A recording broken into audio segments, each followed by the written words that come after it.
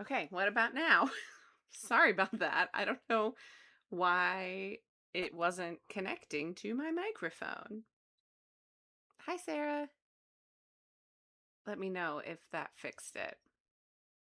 Hi, Vinny. Thank you. It's a little crazy. I slept with it in braids and then I went, "Oh, it's a little crazy." You're walking a dog on a really loud road, so I thought it was maybe just me. Oh.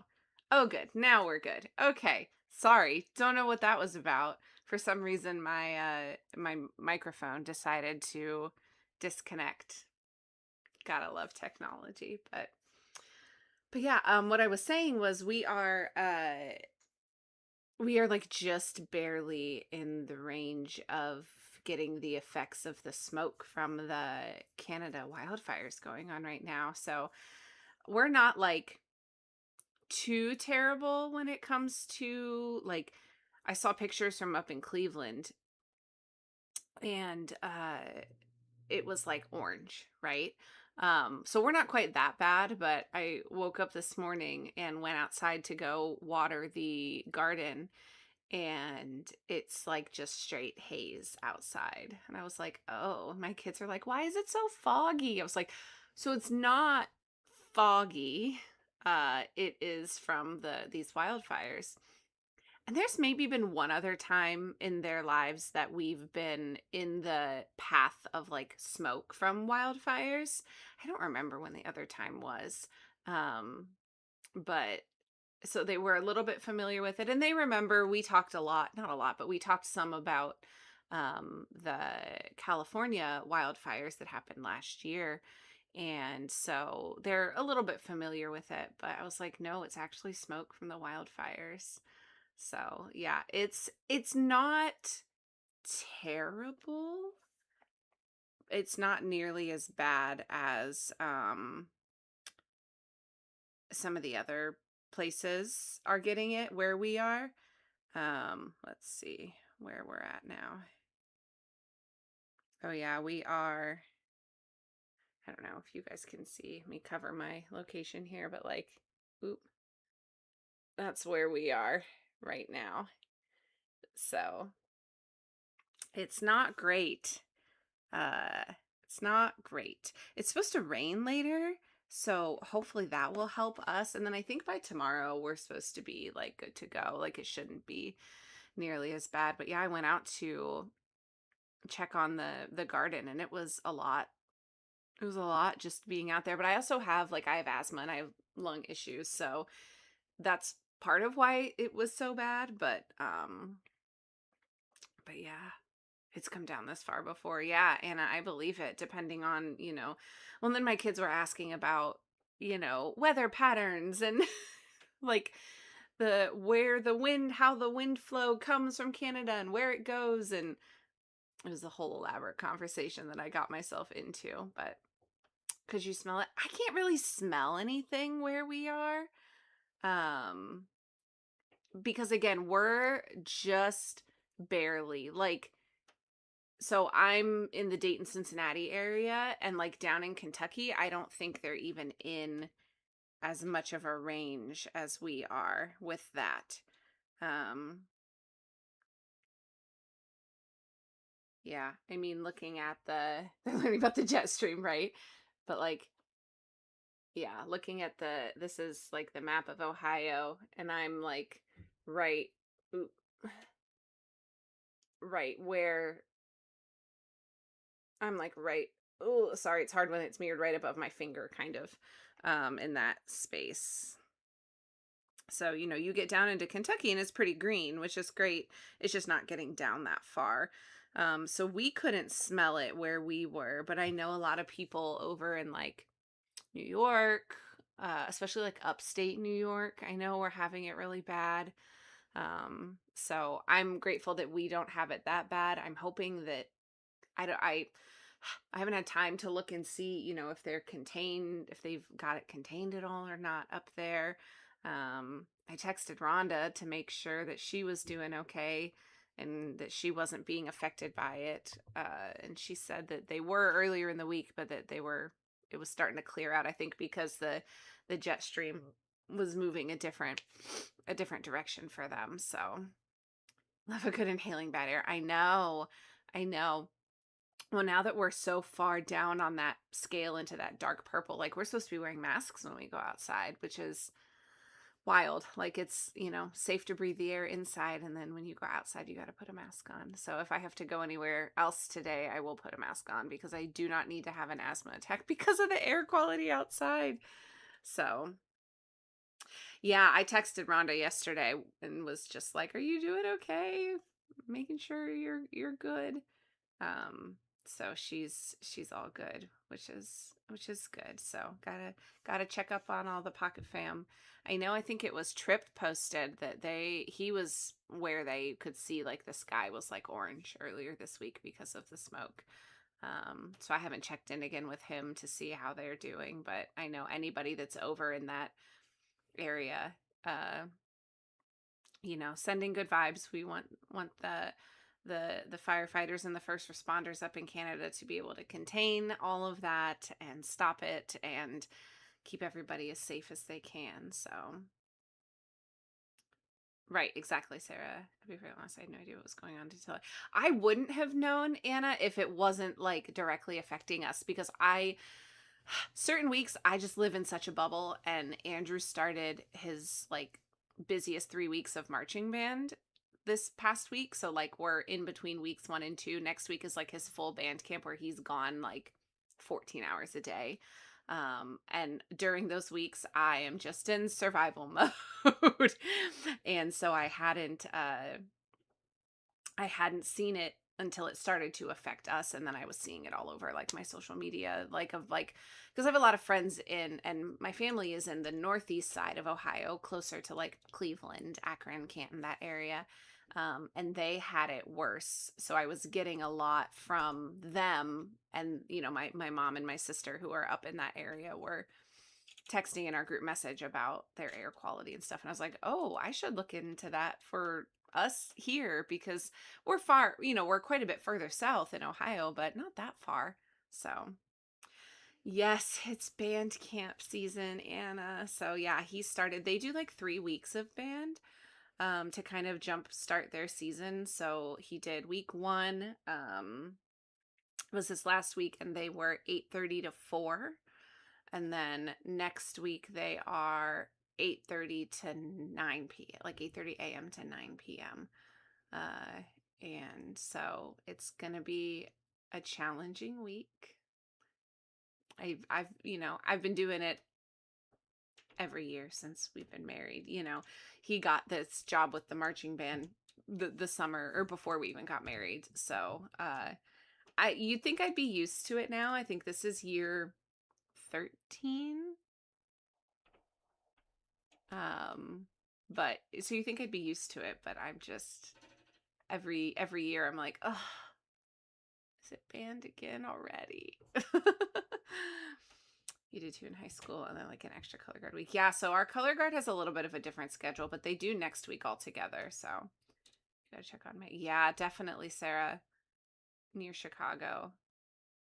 Yeah, I don't know how far west the um the air quality is a concern. Like, is Chicago the furthest west it goes? Like that, those are just like the details that I haven't had a chance to look at. I looked at myself, and for my family, I looked at my other family. I checked on friends that were in that area, and then I said, okay, that checked my minimal boxes to start. So yeah. Well, shall we record a podcast episode today? That would be good, huh? We are talking about Disney transportation today, which doesn't sound like it would be a full episode within itself. But I have like 7 pages of notes for today, which is just a little extra, but that's okay. Oh, it goes all the way over to Wisconsin. Okay. Sister in Alexandria says it's bad. Yeah. Yeah, that makes sense. And that's what I was saying. I wasn't sure how far. I gotta turn myself down. I turned myself up earlier. There we go. I wasn't sure how far west it was going. So, sending good vibes. Sending vibes to the firefighters and first responders in Canada. Hopefully they get that under control before too long. So, all right, shall we talk Disney transportation? I think we're ready now that we chit-chatted enough. Mike says she's scared to go outside. Yeah, Sarah, I believe it.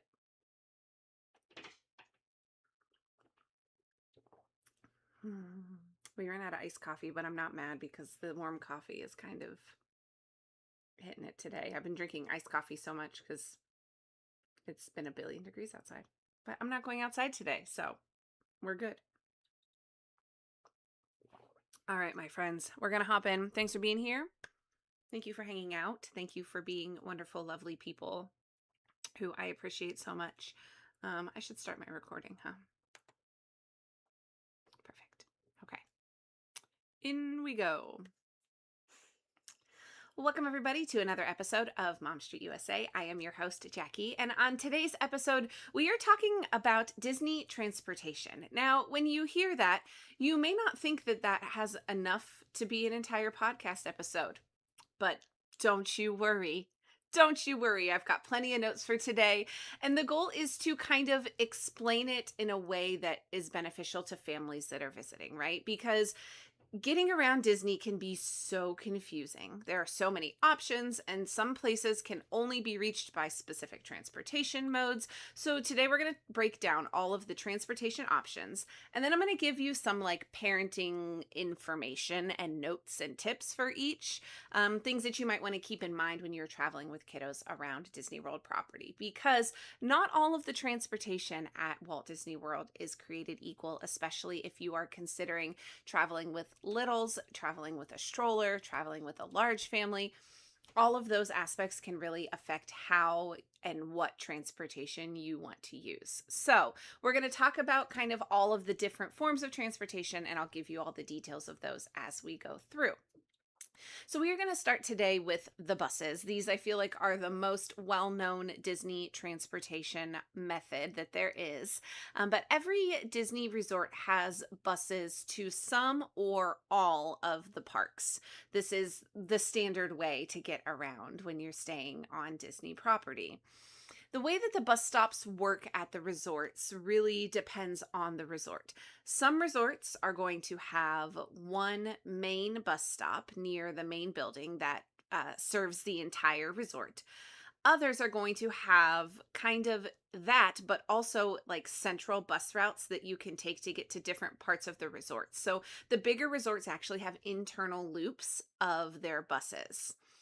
And with those, they kind of cycle through all of the different stops and then take you to the park. So just for your knowledge, like I said, generally speaking, most resorts just have one main bus stop that you're going to have to figure out your walking distance to get to. But the following Disney resorts have multiple bus stops within their grounds. So just something to note.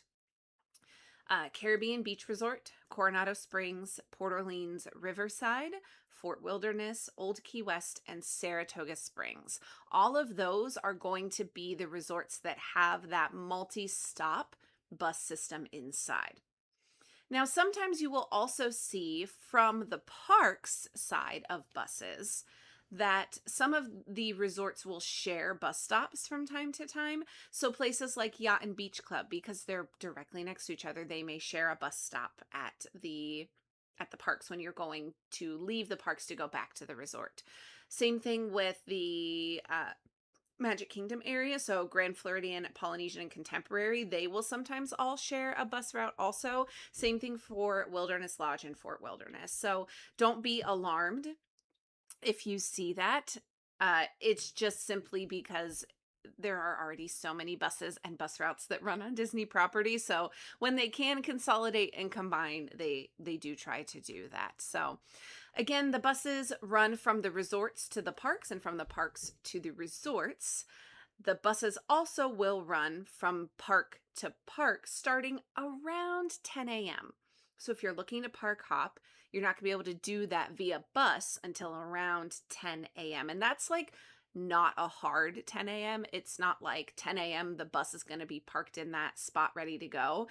It could be 10, it could be 10:15. So it's not like a hard 10 a.m. on that. And then also do note there are no resort to resort buses. So that is the hardest way to get around using Disney transportation is if you are trying to go from a resort to another resort. So let's say you're staying at All Star Music, you have a dining reservation at the Polynesian, you're not going to be able to take a bus directly from your resort at All Stars to the Polynesian. You're going to have to go to a park before you can get to the other resort. So do keep that in mind if you are looking at your transportation for your trip and planning out how you're going to get where you need to go and thinking about how much time you need to get to where you need to go.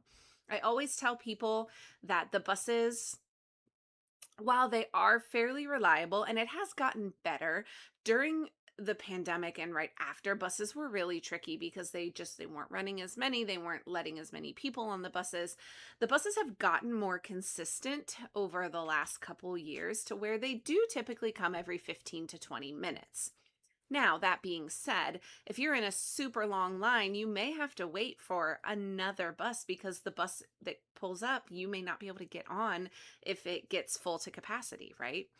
So you always want to leave a minimum of an hour to get to where you're trying to go if you're doing the buses. So if you're trying to get to rope drop, if you're trying to get from to a dining reservation, any of those reasons why you may be going across Disney property, at least an hour, if not more. If you're going resort to resort and you have to take multiple buses or multiple modes of transportation, that's something else to consider when you're leaving yourself enough time. So let's talk about where the bus stops are at the parks. Again, at your resort, you're just going to have to look and see on the map or look. Disney does a really nice job on their website of showing the amenities and all of that for each resort. So you can likely find a map on there that will show you where the bus stops are, or just a quick Google for your resort. But let's talk about the bus stops at the parks, because this is something just to note that they are usually fairly close to the front, but occasionally you may have a little bit of a distance to walk. So at Magic Kingdom, the buses are up front, and if you're looking at the entrance, they're on the right-hand side. At Epcot, same thing. They are at the front of the park to the right of the entrance as you're looking at it. For Hollywood Studios, it can be a little deceiving because you actually have to pass the Skyliner, which we'll talk about the Skyliner here in a little bit, but you have to pass the Skyliner entrance that is kind of straight ahead out of the park, and then they're going to be on the left. And then at Animal Kingdom, they are in the front, also to the left of the entrance there. So again, just making sure you understand where you're going and where to find those bus stops can be really helpful. Now, if you're at a park and you are needing to return to your resort, or you're going to a different resort, sorry, one second. I don't know what's going on upstairs. There's a very loud sound. Give me a second.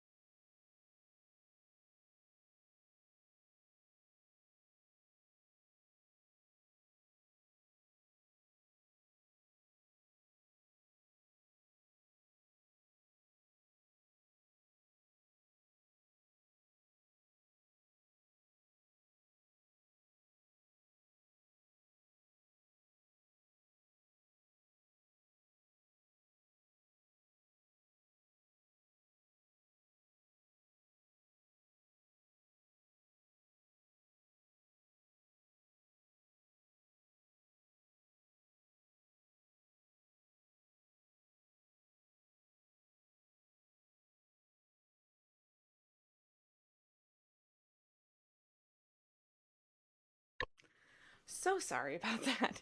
My kids are eating lunch, and my oldest decided that he was going to sit at the table and just stomp his feet.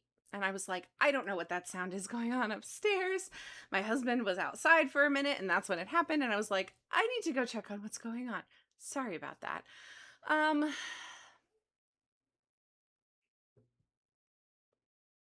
I don't know what I was saying. So that's what I was saying. Okay, I got it now.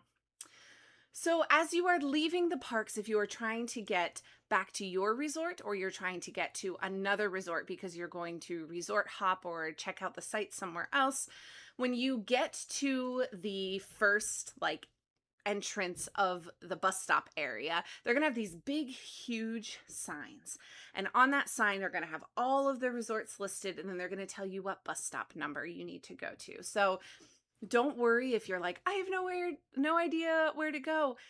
They have that sign. And also, typically, there is a security officer or a cast member that is standing nearby as you kind of enter those pathways, because what typically happens with the bus stops at the resorts, or sorry, that go to the resorts, let me try that again.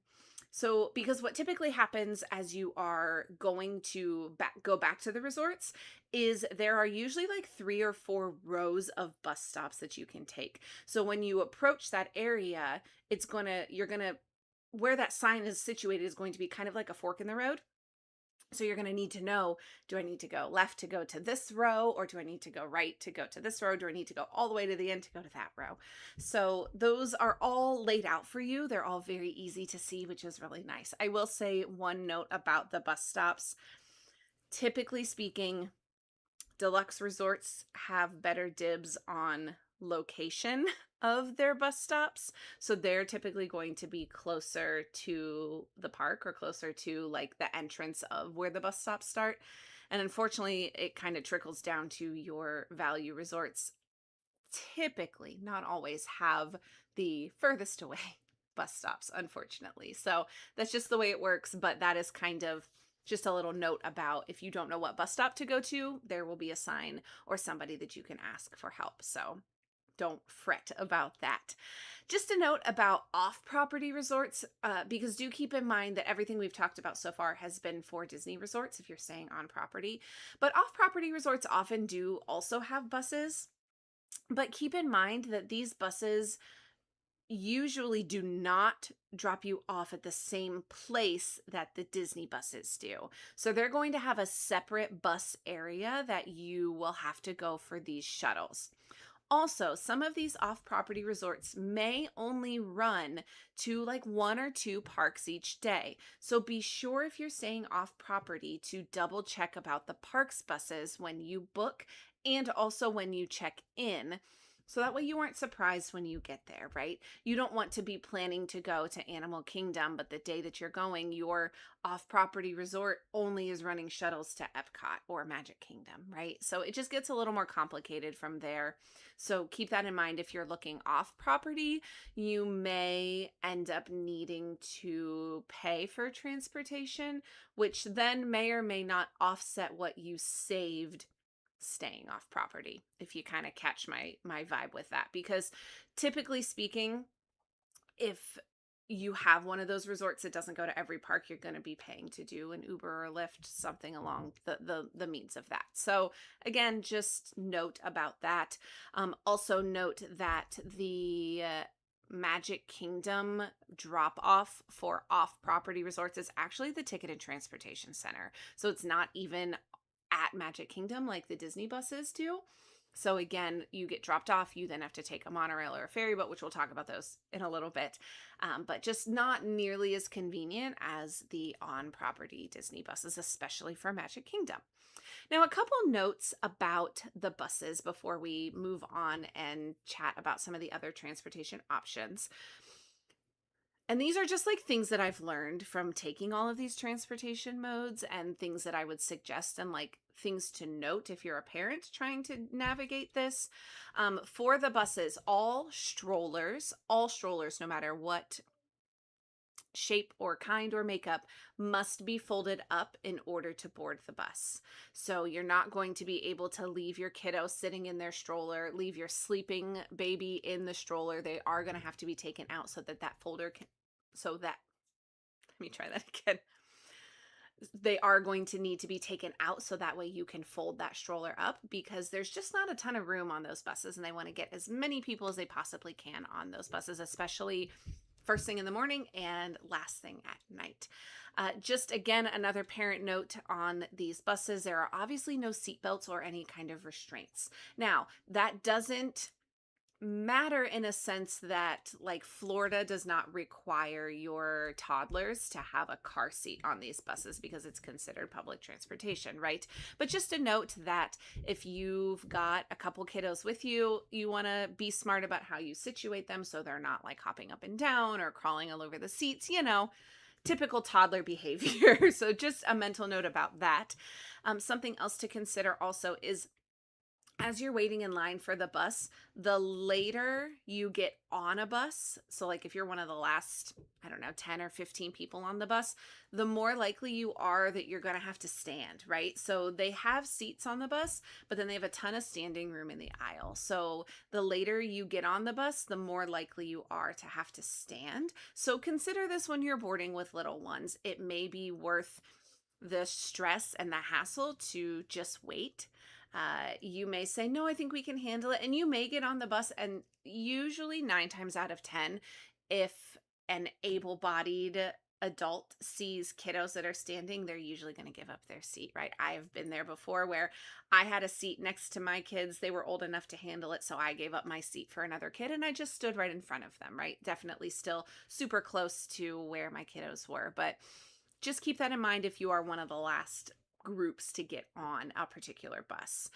Just a piece of advice that I have about the buses is, when you have more than one adult and you're able to, you got to divide and conquer. So like what we typically would do is, when the bus pulls up, we would be ready to, I would take the kids and the bag or the backpack or whatever we had that we needed to hold. And then my husband would do the stroller, and he would fold it up and be the one getting on and off the bus with that. And I would have the kids with me. So you definitely want to have a plan for what you're doing with that. Like when we went with my extended family, last May, we went to get on the buses, and because my kids are older and they know the buses, they know how to handle it. We were with my nieces who were uh, not quite 1 and not quite 5 when we went. So with my sister and her husband, I would just say, hey, give me the baby.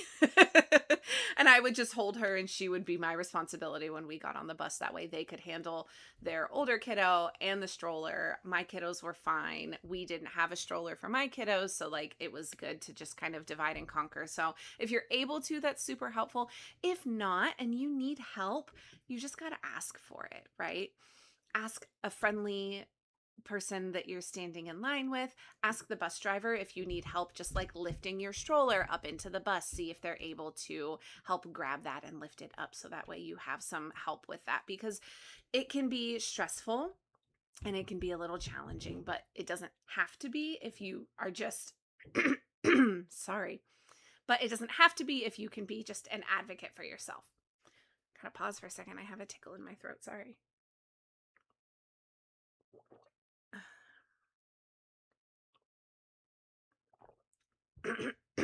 Gosh. Okay. Hopefully that goes away. I don't need that today. Something else to note in my last little tidbit about the buses is, for some kiddos that visit Disney World, these buses are just an absolute brand new, super cool experience and a huge plus to visiting Disney. My kids on previous trips have gotten mad and upset when we don't take the bus and we opt to drive to the parks instead. I can distinctly remember a couple trips ago, this was probably 3 years ago, we stayed at Port Orleans French Quarter, and we typically just drove because it was just easier. The buses there were fine, but our car was like even closer to us than the bus stop was. So we're like, we're just going to drive. But like there were days where they were like, can we take the bus, please? It's so much more fun when we get to take the bus. So for some kiddos, that is something to think about and to remember. The other thing that I will mention again about the buses is, if you've got kiddos that are prone to falling asleep in the car, they're going to fall asleep on that bus. So situate them in a way that is comfortable and that you are going to be successful getting off the bus with a sleeping child on your hip, right? So these are just little things to think ahead about as you are kind of figuring out how to navigate the buses, but hopefully that will give you some insight and kind of give you a leg up as you are planning for bus transportation at Disney. So let's talk about now a different form of transportation. So from the ground to the sky, let's talk about the monorail. The monorail is such an iconic mode of transportation at Disney. I feel like you can't think about Epcot or Magic Kingdom without thinking about the monorail. So the monorail at Disney serves 3 different resorts and then the 2 parks that I just mentioned, Magic Kingdom and Epcot. Now, the thing that confuses people the most about the monorail is there are 3 different monorail lines. So there is a chance that depending on your starting point and your ending point, that you will have to change tracks in the middle of your journey. So 3 different monorail lines. There is the resort monorail, the express monorail, and then the Epcot monorail. So the resort monorail has 4 different stops, technically 5 locations, but once you get on it, then it's 4 different stops, right? But the locations that it stops at are the TTC, which is the Transportation and Ticket Center. That is essentially the parking lot of Magic Kingdom. The Polynesian Resort, the Grand Floridian Resort, Magic Kingdom, and then the Contemporary. So those 5 locations are where the monorail is going to visit. This monorail typically runs clockwise around Seven Seas Lagoon. It sometimes does reverse and go the other way. There's really no rhyme or reason to why they do that, but like I know earlier this year, even in 2026, like in the spring, there were news articles about they reversed the direction of the monorails. Sometimes they go opposite, sometimes they go the same around Magic Kingdom. You're just going to have to keep an eye out and look and see. But that means that they are going in that order that I just listed. So if you're getting on at the Ticket and Transportation Center, you're going to go to the Polynesian first, then the Grand Floridian, then Magic Kingdom, then the Contemporary. So that's the order that you're going to go. Now, this monorail loop is best for guests that are staying at those monorail resorts or guests that are wanting to take in the views and resort hop at those monorail resorts. So if one of those are you, then this is the monorail loop that you're going to want to take. Let's talk about the express monorail. This monorail is the quickest way to get from the TTC to Magic Kingdom. That's why it's called the express monorail. Only 2 stops on this one. It starts at the Ticket and Transportation Center and then goes directly to Magic Kingdom and then back again. So just those 2 stops on that one. This is best for guests that are arriving to Magic Kingdom via the TTC. So that would be if you're driving and parking at Magic Kingdom for the day, or if you have a non-Disney resort bus, like we talked about earlier with the buses, that is bringing you to Magic Kingdom for the day, it's going to drop you off at the TTC. So if you are arriving to Magic Kingdom via the TTC for whatever reason, this express monorail is the best option for you. The other monorail loop is the one that services Epcot. So it is the Epcot monorail. It's got 2 stops, one being the TTC and then one being the Epcot monorail station that is directly out front, the front gates of Epcot. This is best for guests that are traveling from Magic Kingdom to Epcot, obviously, or Epcot to Magic Kingdom. Now, do keep in mind, this is one of those instances where you are going to have to change monorails. So if you have visited Magic Kingdom for the morning and you want to hop to Epcot for lunch, let's say you're going to go grab some festival food at World Showcase, from Magic Kingdom, you are going to need to take a monorail to the TTC. So that would be either the express monorail or the resort monorail, which I'll talk more about that comment in just a minute. So let's say you jump on the express monorail, you go to the TTC, you get off of the express monorail, and then you have to get on the Epcot monorail. That Epcot monorail will then take you to Epcot. It kind of loops around, which is a really fun view. You get to be able to look down in the parks. and see a little bit of I like it especially during Flower and Garden when they have all the topiaries and all the flower beds are all beautifully vibrant and full of, gorgeous flowers. But it takes you kind of around the front part of Epcot to that station. So Magic Kingdom to Epcot is 2 monorails. Same thing in reverse, right? The Epcot monorail, if you're leaving Epcot and going to Magic Kingdom, Epcot monorail to the TTC, and then from the TTC, you take one of those transportation options to get over to Magic Kingdom. Another reason that you could take that Epcot monorail is just if you're kind of transportation hopping, right? So let's say your end goal is to get from Magic Kingdom to, I don't know, Caribbean Beach. Oh, that's a bad example. Because that's a Skyliner one. Let's say your goal is to get from Magic Kingdom to Port Orleans Riverside, but you don't just want to get on a bus to go there. You want to take the monorail. You want to take the monorail through Epcot once because you've never done it before. So like that would be another reason that you could do it. Not the best way, obviously, to get from a park to a resort, but definitely an option if that's something that you're looking to do. With these 3 monorail loops, please again keep in mind that they all merge at the TTC. So the TTC is the central hub location for all 3 monorails. So you've got to double check your signs before you go up the ramp to hop on. The good thing is they are very well marked. So if you're arriving at the TTC, you're going through security, you come through the plaza where you have the monorail directly in front of you, you're going to see the overhead signs that say where the monorail is going, and it's going to show you exactly what you need. The 2 you're going to see in front of you are going to be the Epcot one and the Express one. Then down to the left, I believe it is a little bit of the ways, is the resort one if you need to hop on that one. So they're all very clearly marked. You just have to make sure you're paying attention to that signage when you get to the TTC. Dog, stop licking the couch. Jack, stop licking the couch. Sorry. It's just one of those days. Jack, stop. No. Stop licking our couch. He's staring at me like, Mom, I was having fun. Okay. A couple parent notes about the monorail system. He's getting down from the couch now and pouting at me.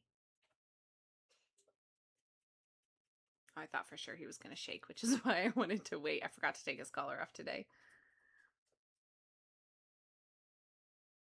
You're a goober. Lay down. No, that doesn't mean come over here. Hi. Go lay down. Stop licking the couch and go lay down. Go on. Go lay down. Go on. There it is. Go lay down. Okay. A couple notes and parent tips for taking the monorails. If you are going with a stroller, one of the nice things about this is that strollers can remain out and your children can remain in their strollers when you are taking the monorail to and from. So that is a nice little perk. However, I will note that if you have parked at the TTC and you are taking the monorail from Magic Kingdom to get back to the TTC, in order to take the parking tram, you have to fold your stroller up. So you're out of the woods for a little bit. And if you can walk to your car, you'll be fine if you have like a sleeping kiddo. But if not, just a note about that. Another note about the monorail is that some of the seats do face backwards. So depending on which direction the monorail is coming and going, some of them are forward riding, some of them are backwards riding. So if that bothers anyone in your group, just a mental note about that, to pay attention to which direction the train pulls into the monorail station. So that way you know which side of your monorail car is going to be facing forward. If that monorail is full with the seats, you may end up standing and holding on to the silver poles like you would on the buses as well. So another note about that. The hardest thing with that is if the monorail is really full, is finding a spot for a stroller, right? So just be patient. check the ends. The cast members can also help you kind of figure out if there's a good spot. You may need to split up if you've got like an older kid and two adults that you can divide out to fit. You know, there's lots of different scenarios with that, but just keep in mind that there is a lot of standing room on the monorail as well. Just a note that anyone who frequents the monorail also knows is there's not a lot of ventilation in there. So if you are visiting Disney World during the heat of the summer, later in the day, the monorail has a bit of an odor to it. So just be prepared for that. But always do also keep in mind that if you are trying to take the monorail to get to the TTC from Magic Kingdom, you can take either the resort monorail or the express monorail. So either one will get you there. You will find, especially at night, the cast members that are stationed at the monorail station, like after fireworks, will be telling people like, hey, both monorails will get you to the TTC, like take both of them, because they want to divide out those lines. But if that's not happening and you see that the express monorail line is really, really, really, really, really long, but the resort monorail line is like a third of that, get on the resort monorail. Will it take you a few extra stops? Yes, but it's totally worth it. Either way, it's super fun to ride through the Contemporary on that monorail, so no complaints there. Okay, I'm gonna take a quick break here. Oh my gosh, I feel like recording today is just chaotic. But I guess that's what happens when I'm trying to record. My kids are home. My husband has to go to work. It's just a lot. Sorry, I was making sure that I didn't have a message from. Occasionally, if I'm recording, Andrew will text me if he needs something. So I just wanted to make sure that we're all good. Okay.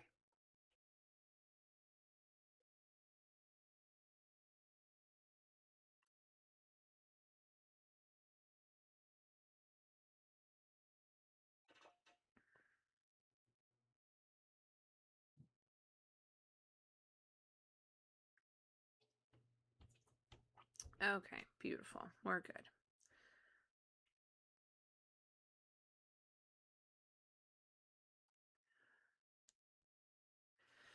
Okay.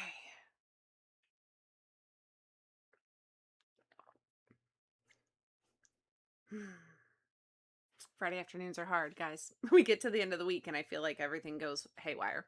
Okay.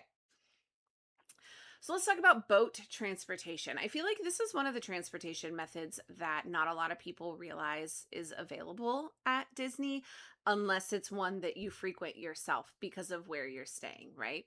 So not every resort and every park has boat transportation to get to it. So we'll talk about which resorts have it here in a moment, but do keep in mind that like Animal Kingdom does not have any boat transportation to get to it. Unfortunately, you're stuck with buses only on that one. But the other three parks, Magic Kingdom, Epcot, and Hollywood Studios, all do have some boat transportation.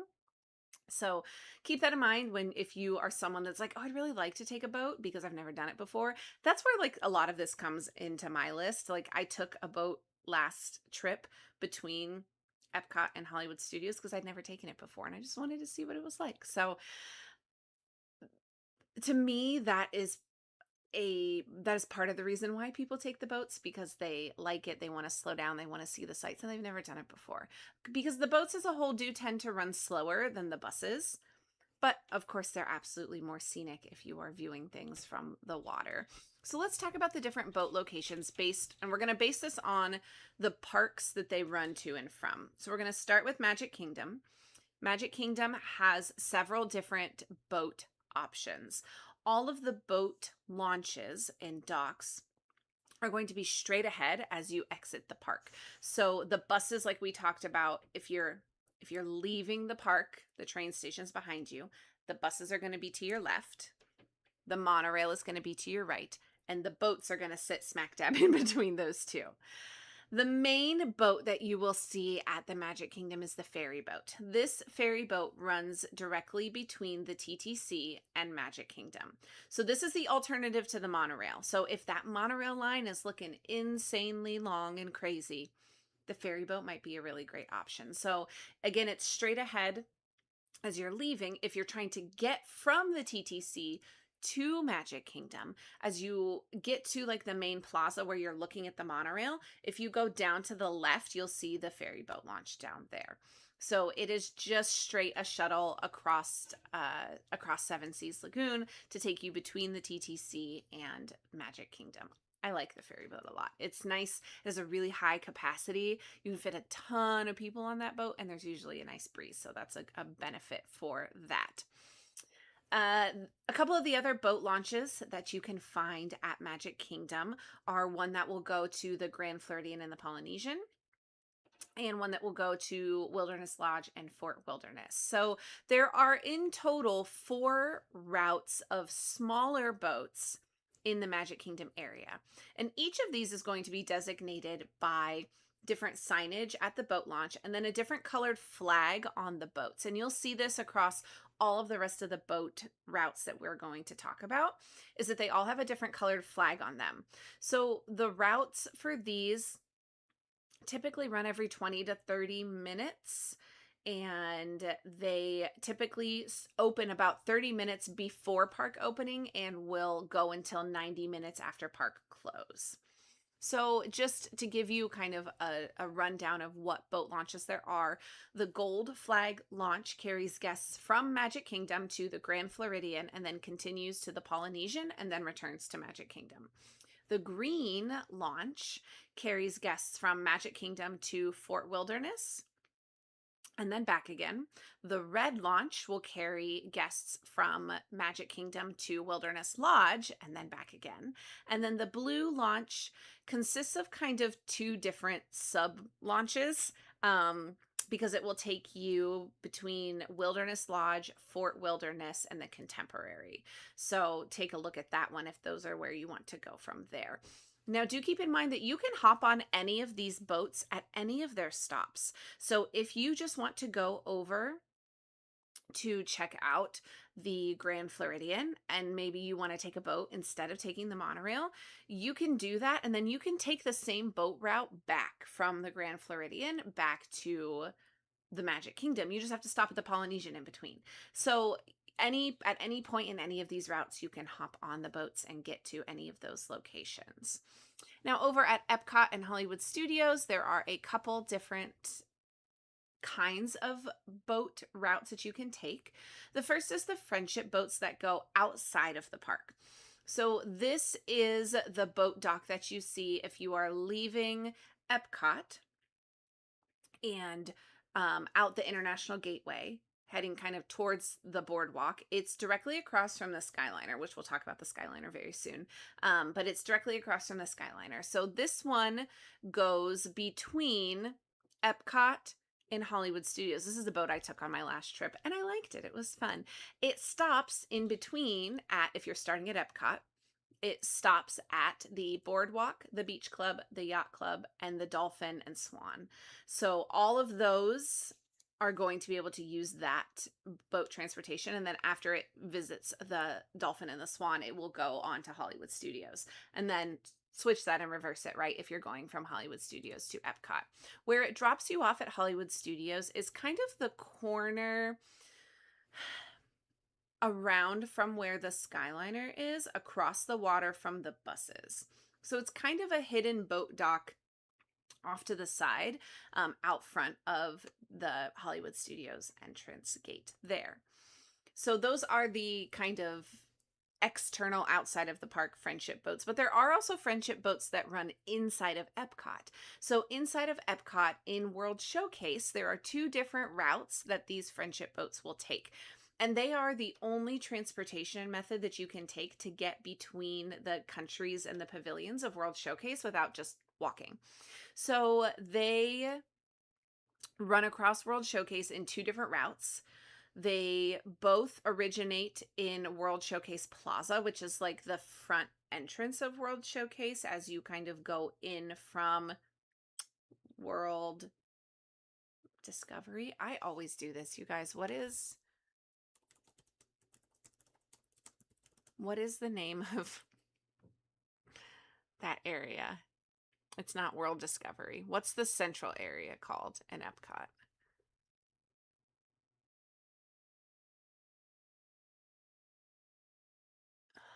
Um,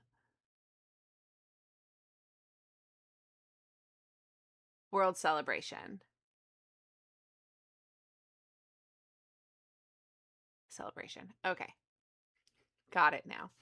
So World what am I saying? World Showcase Plaza is kind of the entrance area to World Showcase as you leave World Celebration and go towards all of the different country pavilions. So they originate from there. One of them goes then to Morocco and back, so directly back and forth between the two. And the other one goes to Germany and back, directly between the two, which I didn't even realize that there were two of these until my last trip. And someone in my live chat when I was live streaming at the parks told me that there were two different boat launches across World Showcase Lagoon. I had no idea. I thought there was only one, but there are two. So Morocco and Germany are your two spots that you can get to via those boats. Those boats I don't recommend for being a time saver. I do recommend them for being a foot saver, right? If you need to get to the other side of World Showcase, your feet are just done, you need a break, you'd like to sit on a boat for a few minutes to get there instead of walking half a mile, I do suggest those for that. Another boat option that you can look at is actually not in a park. It is at Disney Springs. And now the boats at Disney Springs have been the topic of debate and rumor and new policy over the last couple weeks as I'm recording this. So as it sits currently, water transportation from Disney Springs to the resorts is only for resort guests and guests that have a dining or activity reservation at that resort. So unfortunately, if you're just trying to resort hop, the Disney Springs boats are no longer an option. So take that for what it is. Remember that so you don't get stuck. Also, I didn't touch on buses at Disney Springs again because this has been topic of debate, but the Disney Springs buses are operating the same way. So you cannot take a bus from Disney Springs to a resort without being a resort guest or having a dining reservation.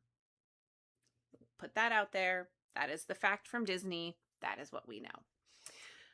However, if you are someone that is eligible to take the boats at Disney Springs, their water transportation is typically offered daily from about 10:30 a.m. to 11:30 p.m. So a half hour on either end of the operating hours of Disney Springs usually. And there are 4 routes that run to and from Disney Springs. So if you are at one of these resorts that I'm about to name, this is a great option to get to Disney Springs. So the yellow route runs from it runs the Sassagoula River Cruise, which is to and from Port Orleans French Quarter, Riverside, and then the Marketplace Dock. The Marketplace Dock is Disney Springs. So when you hear me say that, that is one of the Disney Springs options. The other one is the Landing Dock. So you'll hear me mention both of those. Are just at 2 different locations in Disney Springs. So again, yellow route is the Sassagoula River Cruise to and from Port Orleans French Quarter and Riverside from the Marketplace Dock. The green route is between the Landing Dock and Old Key West.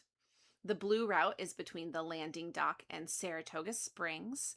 And then the red route is the Disney Springs water taxi. Now, this one is one that you could take if it is open and operating because it only runs between the West Side Dock, the Landing Dock, and the Marketplace Dock. Now, keep in mind, not all of those docks for that route are always open, so that red route doesn't always run.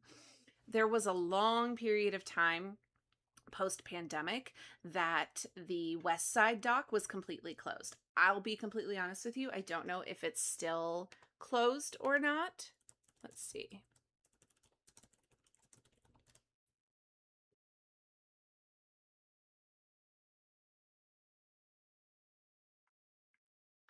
I don't know if I could even find this for sure without going and looking and seeing.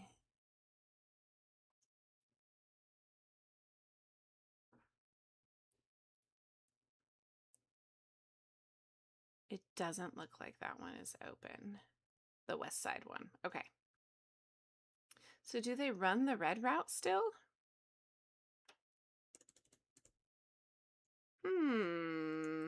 Maybe I found misinformation online as I was researching. Boat red route.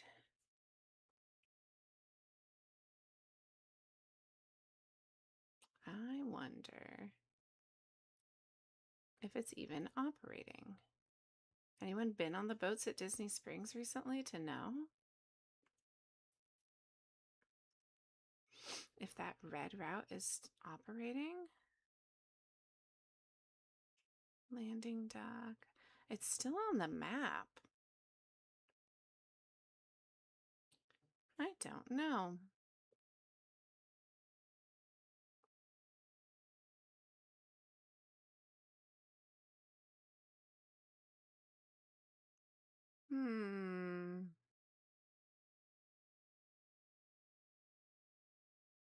Okay.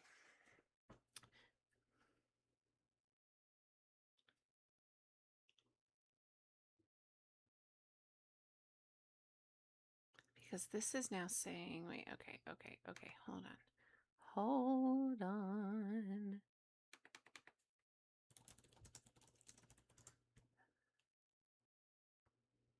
Because now I'm not so sure. Let's see.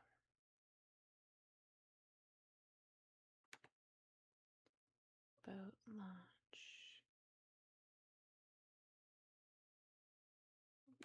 This dock isn't even open. Are they all going from Marketplace right now?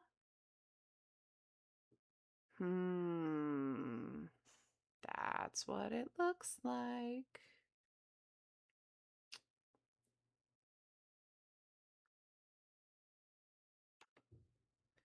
That's what it looks like. Okay, well then let me take back what I said earlier. Because that is not correct.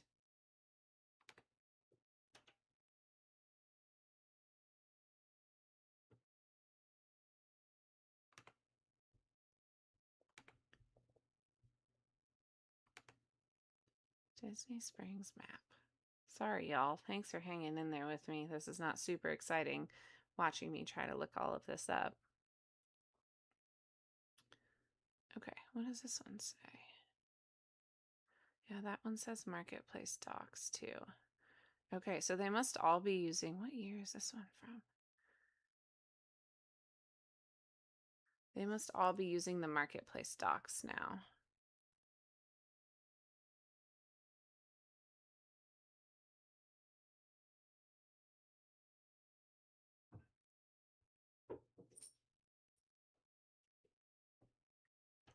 That's what it looks like. See, but that's from the 50th. That is an outdated.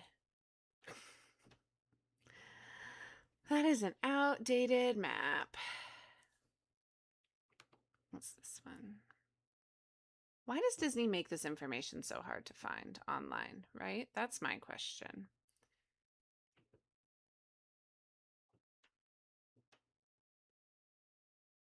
Okay. Okay, yep, those all say Marketplace. Okay. Going back.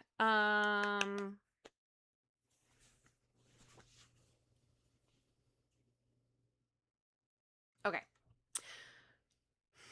Now I'm just flustered. All right, let's go back and redo this now. Okay, so there are 4 routes. Nope, there are probably 3 routes now. There are several different routes that run to and from Disney Springs. So if you are somebody that is staying at one of these resorts, these are great options for you to be able to get to Disney Springs. The yellow route is the Sassagoula River cruise that runs to and from Port Orleans French Quarter and Riverside. The green route runs to and from Old Key West. The blue route runs to and from Saratoga Springs. Now, currently, all of these boat routes are running from the Marketplace dock, which is down like past the Christmas store and past the end of like World of Disney around that side. Previously, there were 3 docks at Disney Springs that they would use, and there used to be a red route that would run between the west side, the landing, and Marketplace. However, it doesn't seem that those are operational at the moment, and that it looks to be online that every resort boat is using that Marketplace dock. I could be wrong. I haven't physically gone and looked at the dock to check and see, but that seems to be what it looks like from the maps and information that I can find online. So let's talk about a few parent notes and tips for the different boat transportation that you may be considering taking. Strollers will typically need to be folded up on the smaller boats. The ferry boats, they do not have to be folded up on. So if you're going from the TTC to Magic Kingdom or vice versa, you can just wheel that stroller straight on, leave your kiddos in it, and be good to go. But on the smaller boats, I would suggest having a plan to fold them up because it makes more room for other passengers as you're traveling back and forth between resorts and parks. Also, be mindful if you let your kiddo pick your seats. A lot of these boats have like an interior where there are seats and then like an outside area where there are seats. And you don't necessarily want to get stuck outside in the sun on a hot afternoon in Florida. So be mindful of that. Maybe guide them to an interior if it's available and if you are able to for that. And just my personal note, and I mentioned this earlier, I prefer the ferry boat at the end of the day from Magic Kingdom. It's got a much higher capacity. It's a faster load. It's got a better breeze. And I also just in general love the boat transportation around Disney. I think it gives you such a unique look at so many of the different sites that you typically see from a different perspective. So I really like the boat transportation. But if you are going from resort to park or park to resort, the boats are definitely not the fastest. They're the prettiest, but they're not the fastest. Okay, I need more coffee. Goodness gracious.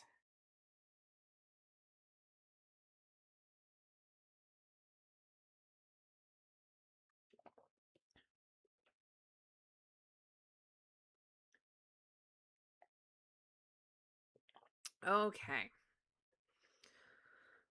Sorry, today's been a little chaotic, you guys. Thanks for hanging in here. The few of you that have stuck with me this long amongst my chaos here. Okay. So let's talk about the Skyliner. This is the newest form of Disney transportation on Walt Disney World property. And the Skyliner is really just like a gondola transportation system, and it runs between Epcot, Hollywood Studios, and then 4 different resorts: Caribbean Beach, the Riviera, Art of Animation, and Pop Century. The gondola cars are all decked out with like your favorite Disney characters from movies and shows and the parks. They're adorable and brightly colored and super fun. So that is a big draw for the Skyliner.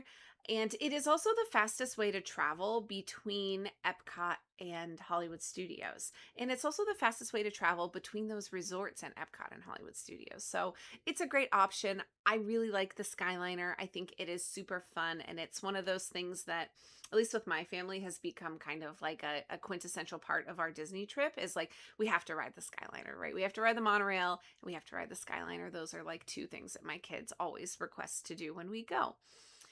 Do keep in mind that if you are taking the, I keep saying that too much.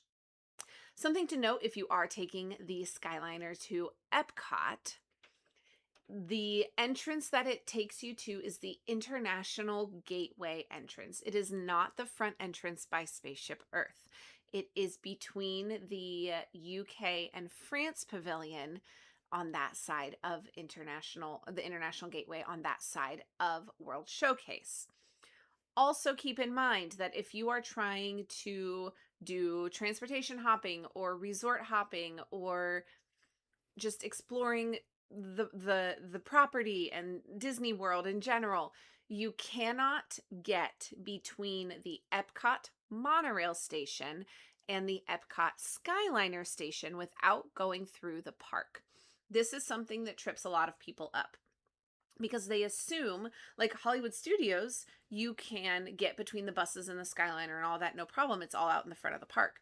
But with Epcot, it is not, because that Skyliner station does take you to International Gateway. In order to get to the monorail, you have to go through the park. So if you've got a ticket that day that can get you in and go through the park, fabulous, great, no problem. But if you don't have a park ticket for the day, or you don't have a park hopper and Epcot's not your park for the day, you need to find a different way to get where you're trying to go. So just something to keep in mind, because that can be really tricky when people are trying to navigate places like the Boardwalk or Yacht and Beach, Swan and Dolphin, any of those resorts that are in that space right outside of the International Gateway entrance can be a little tricky with that.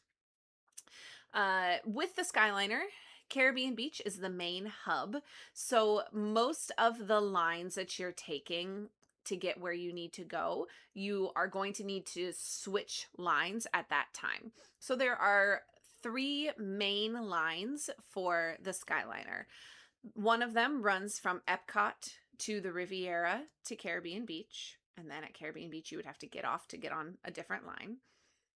The second line is Hollywood Studios to Caribbean Beach. So again, when you get to Caribbean Beach, you're going to hop off. And then the other one is Pop Century and Art of Animation. They share a Skyliner hub, and that one takes you again directly to Caribbean Beach. So all of those lines, let's say you're trying to get from Hollywood Studios to Epcot, you're going to have to go Hollywood Studios to Caribbean Beach, hop off, get on the other line to then go through the Riviera to get to Epcot. If you're starting at Art of Animation and you want to get to Hollywood Studios, you're going to get on at Art of Animation, get off at Caribbean Beach, hop on the other line to get to Hollywood Studios. So there's typically going to be a swap over, unless you're staying at Caribbean Beach, and then you're just lucky because you can hop on any of those 3 and you only have to do one line to get to where you're trying to go. As far as the travel time goes, now this does vary sometimes with weather or things that happen, but from Caribbean Beach to Hollywood Studios is about 5 minutes. From Caribbean Beach to Epcot, because you have to go through the Riviera, is about 12 minutes. And then Caribbean Beach to Pop Century and Art of Animation, again, is about 5 minutes. So really fast option. The longest, or I guess the biggest unknown about this travel or this transportation system. Let me try that again. The biggest unknown about this transportation system is how long is the line waiting to get on the line you need to get on. So if you're starting at Pop, you have to go to Caribbean Beach. How long is the line at Caribbean Beach to get to Hollywood Studios? That's going to be the biggest variable in your travel time, but generally speaking, the lines move super fast. The Skyliner is a continually moving transportation option, so that really helps with those lines as well. The Skyliner typically starts running about 60 minutes before Epcot and Hollywood Studios open for early entry. If you're staying at a Skyliner resort, I would go the night before and double check, like before your first park day. I would go the night before your first park day and double check. They're going to have a sign outside of the Skyliner station that has the hours for the upcoming days. So I would go and double check that, because the morning time at any of those resorts, especially like Pop Century, Art of Animation, that line gets crazy long. So you want to make sure that you are in line, ready to go, so that way you don't have to wait 40 minutes just to get on the Skyliner. Now, like I said, it typically moves very quickly. It's usually not a huge deal, but that line can get very, very long. The Skyliner typically runs for about 90 minutes after Epcot and Hollywood Studios close, but if there are extended evening hours or like events or things like that, it may stay open longer, but you're going to want to just double check that before you get stranded, because occasionally the Skyliner will still close at normal time and they'll provide buses instead. So like that's really important to know, especially if you're at an extra magic hour event at Epcot. You need to know which exit to use to be able to get back to your resort. So definitely double check with that. Ask the people working the Skyliner or ask at guest relations and they can help you out with that. The Skyliner does close for inclement weather. So this is one that is a little bit tricky with the Skyliner. Primarily lightning and heavy rain will close it, but occasionally strong winds will close it as well. And it does often go down for routine maintenance in January. So the month of January, you really want to double check. If you're wanting to do a Skyliner resort, make sure that there is no refurb scheduled, because I do think already January of 2027, they have announced a refurb for the Skyliner. Let's look. Oh, I didn't mean to do that. Oh, I can't win today.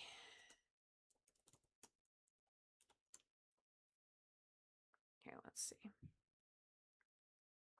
Yes. Okay. So they have already announced a refurb for the Disney Skyliner in January of 2027. So it will be closed from the 24th through the 30th of January. So like that last week, it will be closed for refurb. So something to keep in mind. And that's typically normal. They went an extra year this time. It had been closing like yearly in January, but they didn't close it this past year for whatever reason. So, but January 2027, it does have already a down period for maintenance for that.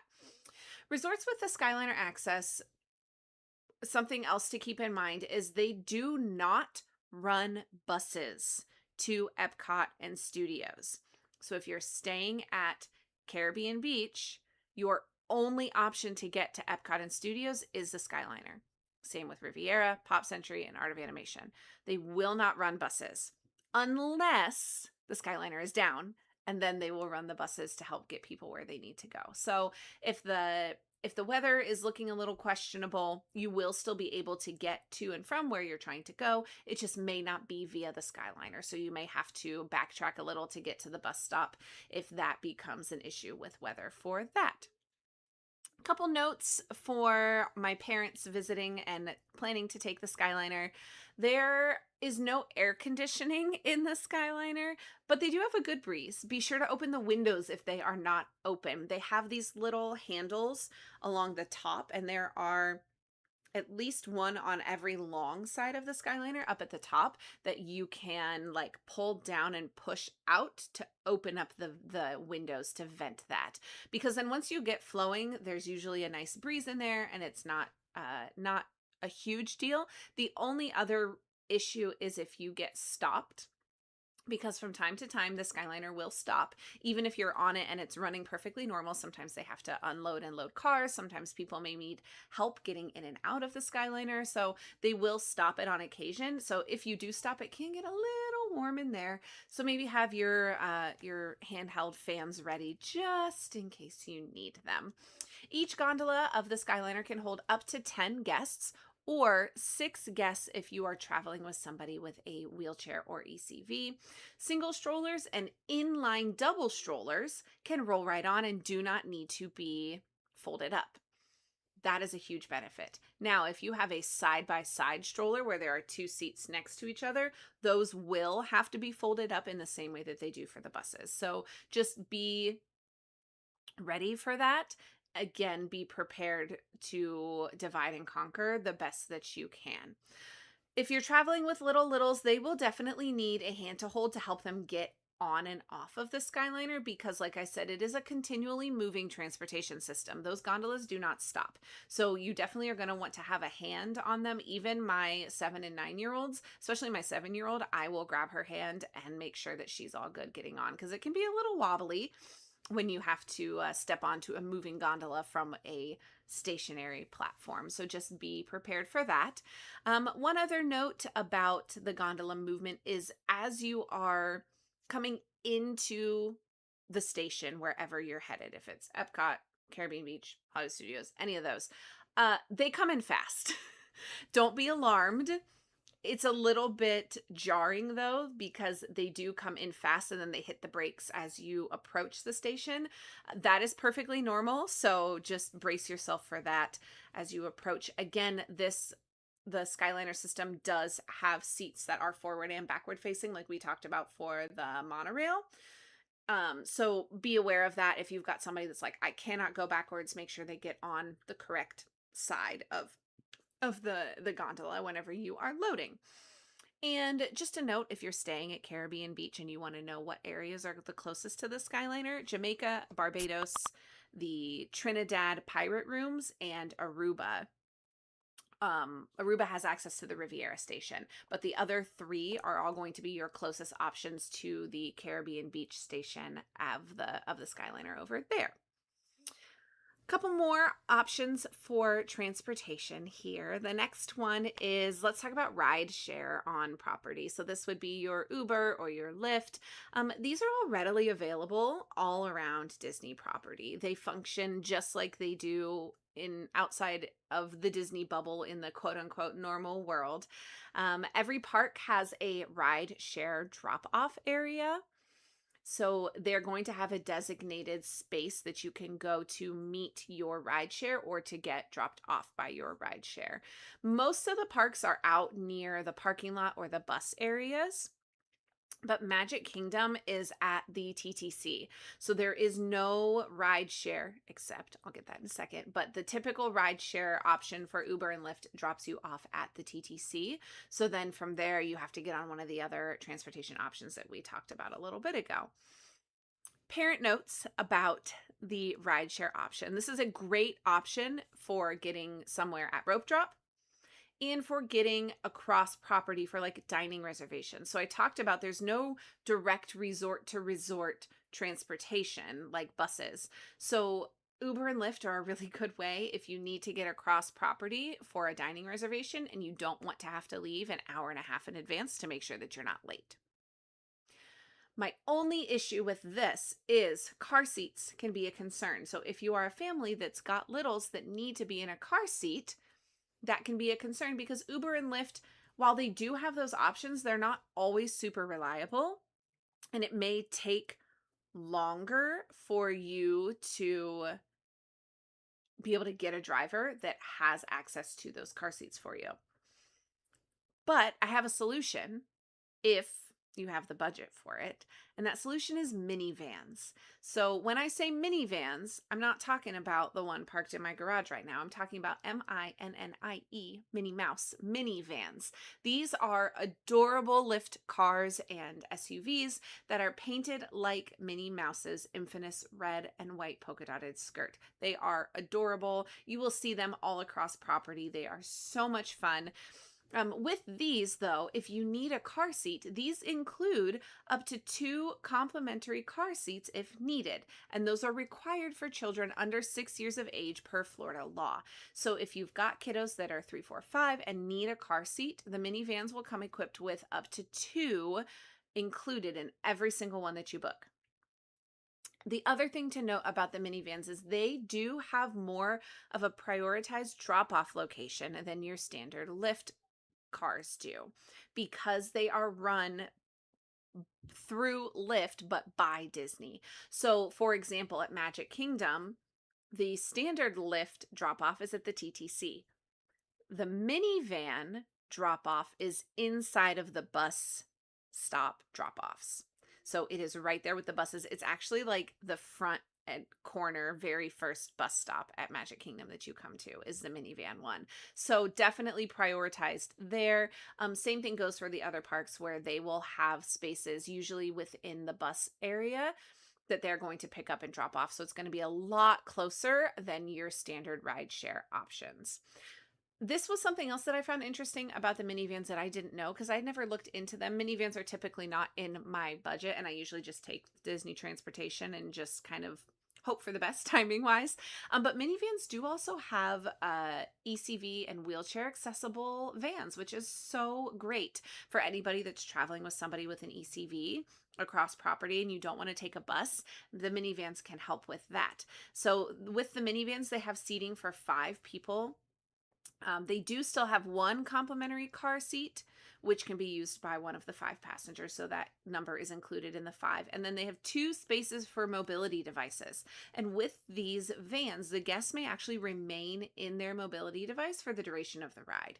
So similar to the buses in that, they can just wheel on, they park them, they get them all secured and situated, but then they can just stay in their ECV or wheelchair for the duration of your ride. So minivans are a super fun option. Now they do come at a cost, right? A standard Lyft and a minivan are not going to be the same cost for your party to get where you're trying to go. So just look at it as an option. Again, prioritized drop off and pickup locations, and those car seats are the two main draws, and they're just super fun and cute to look at and to get to drive in while you're at Disney. So another option again there. And like I said, the ride share options are really just your standard ride share when it comes to navigating across the Disney parks. Okay, we've got one more section. Oh, goodness gracious.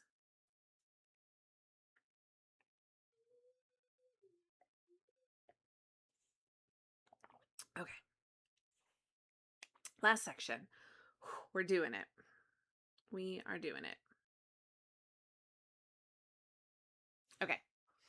So the last thing I want to talk about with our Disney Transportation Explained for Families is not really an external transportation system. It's your own 2 feet. So let's talk about walking paths, because there are actually a few areas of Disney World Resort where you can walk between resorts and parks, or parks and parks, or resort to resort. So let's talk about those, because there may be a better option for you rather than having to wait on a bus if you're in a group that is able to walk these distances. So over in the Magic Kingdom area, the first one that I want to talk about is the walkway between the Contemporary and Magic Kingdom. This one I feel like is utilized a lot and is fairly well advertised, and a lot of people know about it. So this is exactly what it sounds like. You walk from right inside the security, actually, to the Contemporary, and you're going to walk directly by the bus stops at the Contemporary. So if you're already at the bus, or you know where the bus stops are because you're staying there, walk past them down that sidewalk. You're going to pass some parking lots. You're going to have to cross the road at the crosswalk. There's lights and all that good stuff. But the nice thing about this one is this pathway actually includes a designated security stop. So you don't have to go through the busier park entrance bag checks. You can go through this smaller one if you're coming from the Contemporary. They'll check your bags, you'll go through the metal detector, and then you can go straight to the tap styles to get in. So that's a benefit of that. And it's not a long walk.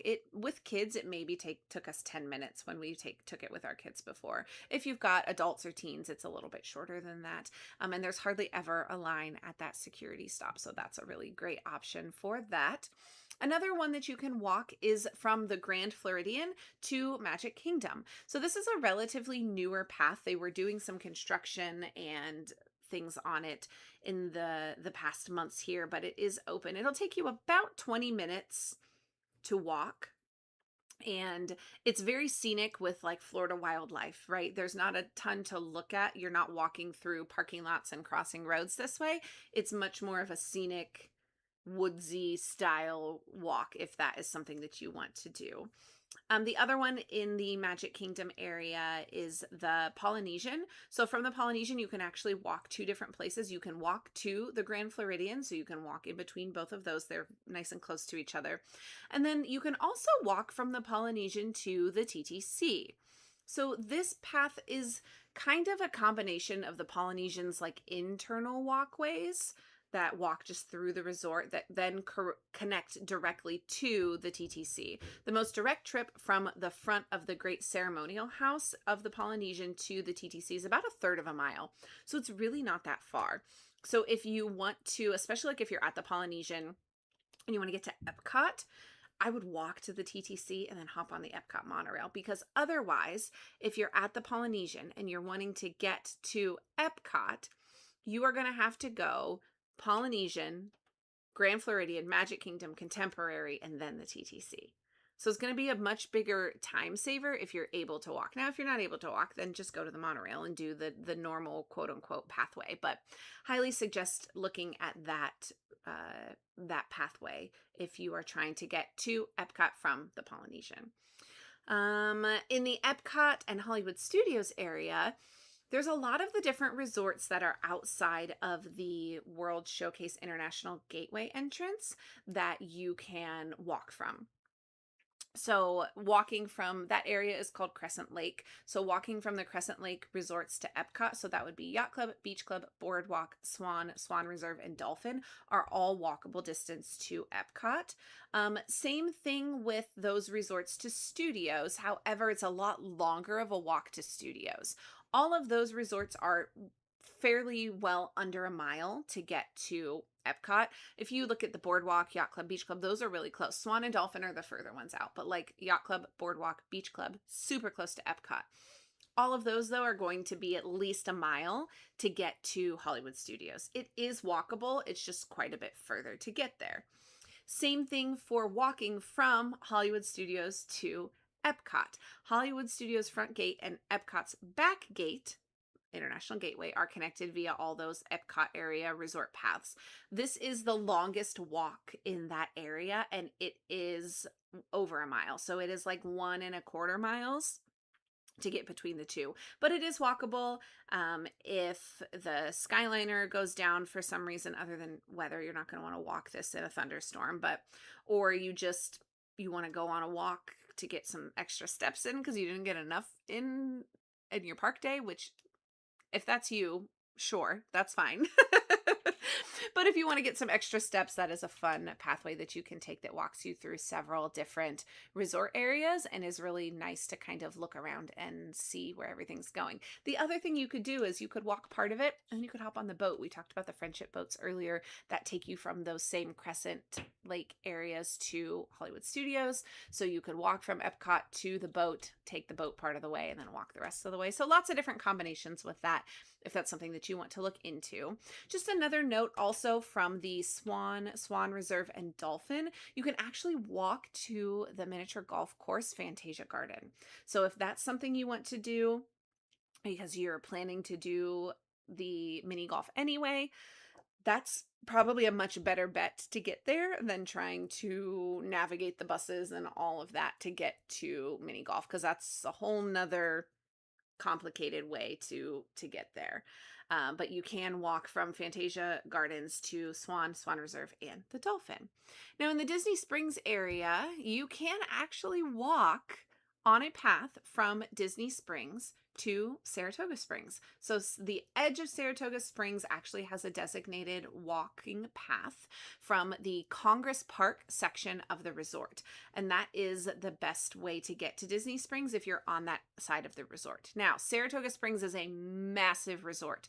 So if you're not on that side, probably not the fastest way to get there, because it would be a significantly further walk to just get to Congress Park to then be able to get to Disney Springs. So I would look at one of the other options for transportation if you're going from one of the other sections of Saratoga Springs to get to Disney Springs.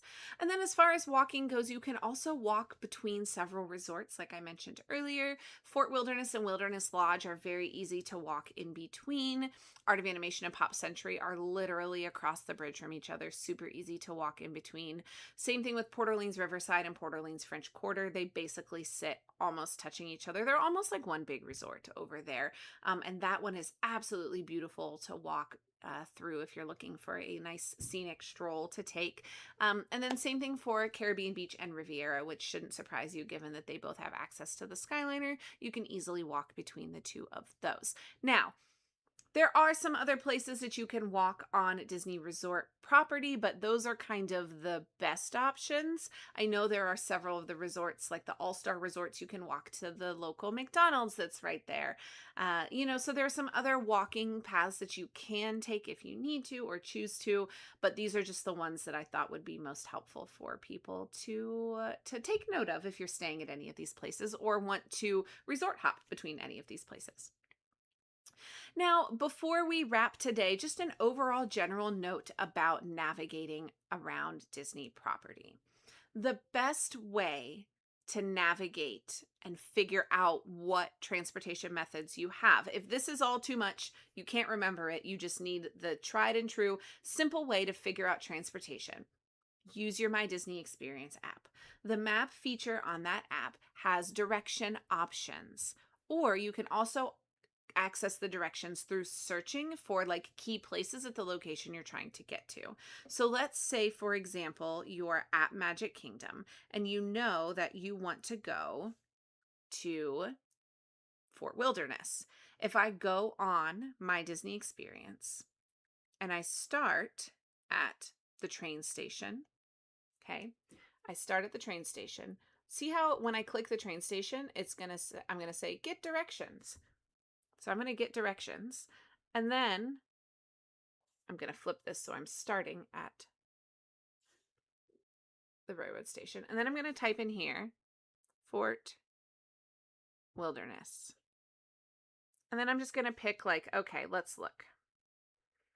I want to get to Tri-Circle D Ranch because I want to go see the horses over there. It's going to show me on here. Oop, focus.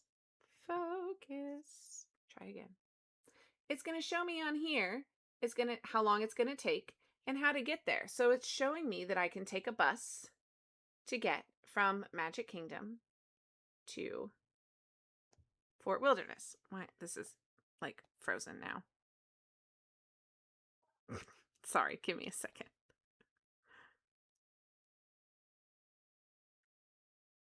Okay, here we go. So now this is showing me all of the options that I have. It's showing me if I want to take a bus. It's showing me up at the top if I want to take a boat, if I want to take the monorail. And you can click through the different options and it will show you what to do to get to where I need to go. So that is the best way that I would suggest doing it. You can also search, like let's say I want to get to Primo Piatto, which is the quick service restaurant at the Riviera. If I'm on that page, I also have a get directions option on there as well. So I click get directions and let's say I'm staying at All Star Music. So I'm staying at All Star Music. I want to get to Primo Piatto. This is showing me the options that I need to do. So it's telling me to, from the All Stars, take a bus to Hollywood Studios and then jump on the Skyliner. So then it's also showing if I want to do all buses, because I don't want to do the Skyliner, it's telling me bus to Animal Kingdom, because that's the closest park. And then from Animal Kingdom, bus to the Riviera. So that is the best way to figure out your transportation needs and options. You can also ask the concierge at your resort. If you say, hey, I'm trying to get here, what is my best option to get there? They're going to be able to give you that information as well. The thing to note about that and about all of these different transportation options are time and convenience are the main two things to consider when traveling across Disney property, right? How much time do I have to get where I'm trying to go? And how convenient is it? Do I have to take 4 bus routes or can I just hop on the Skyliner to get to where I need to go, right? So all of those things are things to keep in mind when you're looking at transportation.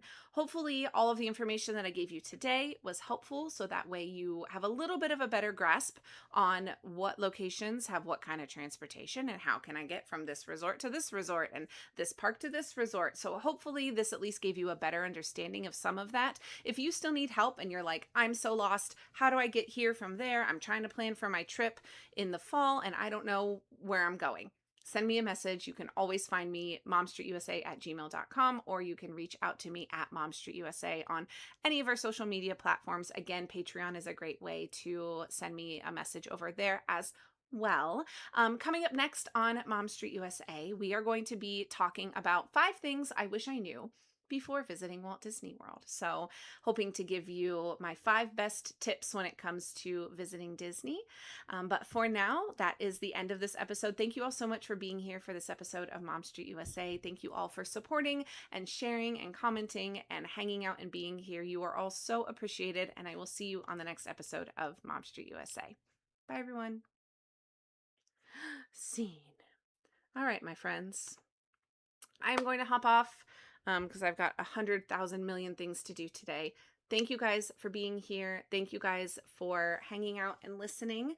And I will chat with you guys all really soon. Bye, guys.